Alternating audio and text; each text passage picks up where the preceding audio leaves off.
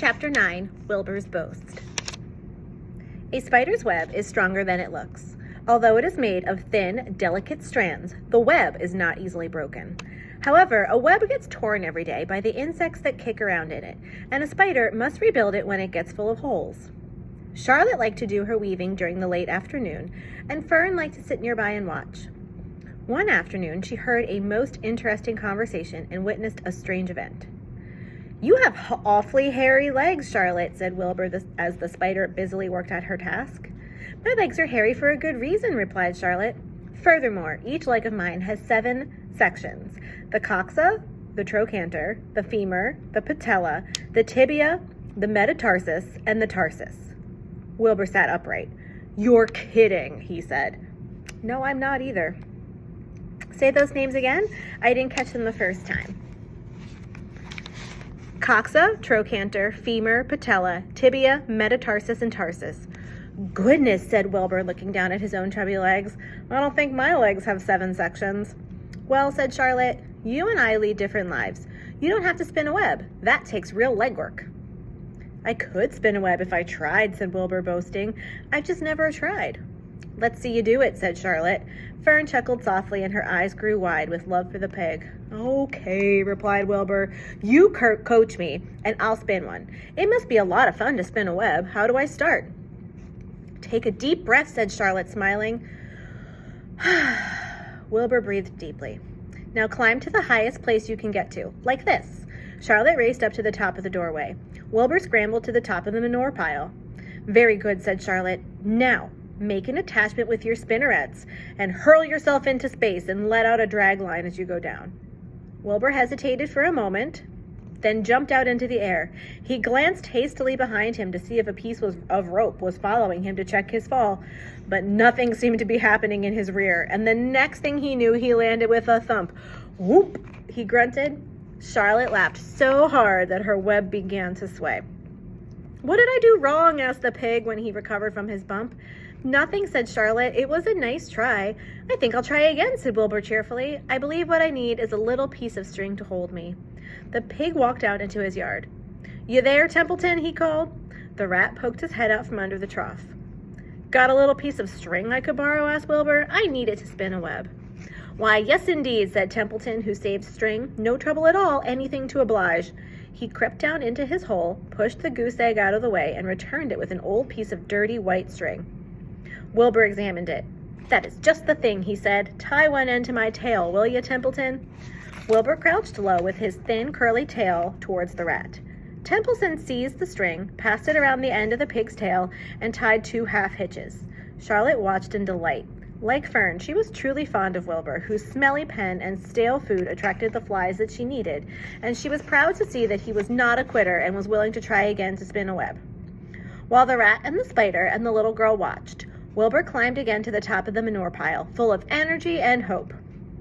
"Everybody watch," he cried, and summoning all his strength, he threw himself into the air, head first. The string trailed behind him, but as he had neglected to fasten the other end to anything, it didn't really do any good, and Wilbur landed with a thud, crushed and hurt. Tears came to his eyes. Templeton grinned, and Charlotte just sat quietly. After a bit, she spoke. "You can't spin a web, Wilbur, and I advise you to put the idea out of your mind. You lack 2 things needed for spinning a web." "What are they?" said Wilbur sadly. "You lack a set of spinnerets, and you lack the know-how. But cheer up, you don't need a web. Zuckerman supplies you with 3 big meals a day. Why should you worry about trapping food?"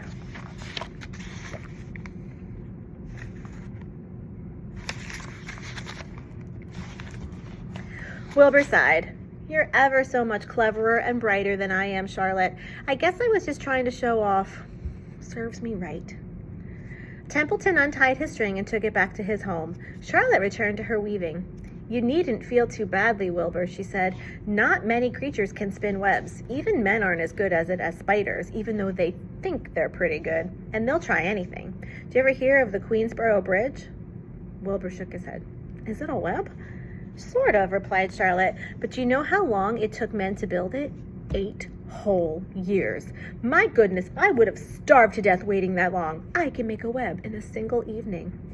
"What do people catch in the Queensboro Bridge?" bugs? Asked Wilbur. No, said Charlotte. They don't catch anything. They just keep trotting back and forth across the bridge, thinking there's something better on the other side. If they'd hang head down at the top of the thing and wait quietly, maybe something good would come along. But nope, with men, it's rush, rush, rush every minute. I'm glad I'm a sedentary spider. What does sedentary mean? Asked Wilbur. Means I sit a good part of the time and I don't go wandering all over creation. I know a good thing when I see it, and my web is a good thing. I stay put and wait for what comes. Gives me a chance to think. Well, I'm sort of sedentary myself, I guess, said the pig. I have to hang around here whether I want to or not. You know where I'd really like to be this evening? Where? In the forest, looking for beech nuts and truffles and delectable roots, pushing leaves aside with my wonderful strong nose, searching and sniffing along the ground, smelling and smelling and smelling. You smell just the way you are, remarked a lamb who had just walked in. I can smell you from here. You're the smelliest creature in the place. Wilbur hung his head. His eyes grew wet with tears. Charlotte noticed his embarrassment, and she spoke sharply to the lamb.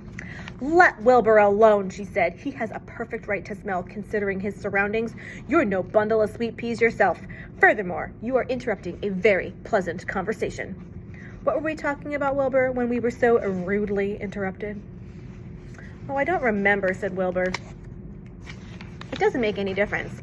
Let's not talk anymore for a while, Charlotte. I'm getting sleepy. You go ahead and finish fixing your web, and I'll just lie here and watch you. It's a lovely evening. Wilbur stretched out on his side. Twilight settled over Zuckerman's barn, and a feeling of peace. Fern knew it was almost supper time, but she couldn't bear to leave. Swallows passed on a silent wings in and out of the doorways, bringing food to their young ones. From across the road, a bird sang, "Whippoorwill, whippoorwill." Lurvy sat under an apple tree and lit his pipe. The animals sniffed the familiar smell of strong tobacco. Wilbur heard the trill of the tree toad and the occasional slamming of the kitchen door. All of these sounds made him feel comfortable and happy, for he loved life and loved to be a part of the world on a summer evening. But as he lay there, he remembered what the old sheep had told him. The thought of death came to him, and he began to tremble with fear. "Charlotte," he said softly. "Yes, Wilbur." "I don't want to die." "Of course you don't," said Charlotte in a comforting voice. I just love it here in the barn," said Wilbur. "I love everything about this place." "Of course you do," said Charlotte. "We all do." The goose appeared, followed by her 7 goslings. They thrust their little necks out and kept up a musical whistling, like a tiny troop of pipers. Wilbur listened to the sound with love in his heart. "Charlotte," he said. "Yes," said the spider. Were you serious when you promised you would keep them from killing me?" "I was never more serious in my life. I am not going to let you die, Wilbur." "How are you going to save me?" asked Wilbur, whose curiosity was very strong at this point. "Well," said Charlotte vaguely, "I don't really know, but I am working on a plan." "That's wonderful," said Wilbur. "How is the plan coming, Charlotte? Have you gotten very far with it? Is it coming along pretty well?" Wilbur was trembling again, but Charlotte was cool and collected. "Oh, it's coming along all right," she said lightly. "The plan is still in its early stages and hasn't completely shaped up yet, but I'm working on it." "When will you work on it?" begged Wilbur. "When I'm hanging head down at the top of my web. That's when I'm doing my thinking, because then all the blood is in my head. I'd be only too glad to help in any way I can." "Oh, I'll work it out alone," said Charlotte. "I can think better if I think alone." "All right," said Wilbur, "but don't fail to let me know if there's anything I can do to help, no matter how slight." "Well," replied Charlotte, "you must try to build yourself up. I want you to get plenty of sleep and stop worrying. Never hurry and never worry. Chew your food thoroughly and eat every bit of it, except you must leave just enough for Templeton. Gain weight and stay well. That's the way you can help. Keep fit and don't lose your nerve. Do you think you understand?" "Yes, I understand," said Wilbur. "Go along to bed then," said Charlotte. "Sleep is important." Wilbur trotted over to the darkest corner of his pen and threw himself down. He closed his eyes. In another minute he spoke. "Charlotte," he said. "Yes, Wilbur." "May I go out to my trough to see if I left any of my supper? I think I left just a tiny bit of mashed potato." "Very well," said Charlotte, "but I want you in bed again without delay." Wilbur started to race out into his yard. "Slowly, slowly," said Charlotte. "Never hurry and never worry." Wilbur checked himself and crept slowly to his trough. He found a bit of potato and crept slowly He found a bit of potato, chewed it carefully, swallowed it, and walked back to bed. He closed his eyes and was silent for a while. "Charlotte," he said with a whisper. "Yes?" "May I get a drink of milk? I think there are a few drops left in my trough." "No, the trough is dry and I want you to go to sleep. No more talking. Close your eyes and go to sleep." Wilbur shut his eyes. Fern got up from her stool and started for home, her mind full of everything she had seen and heard. "Good night, Charlotte," said Wilbur. "Good night, Wilbur." There was a pause. "Good night, Charlotte." "Good night, Wilbur." "Good night." "Good night."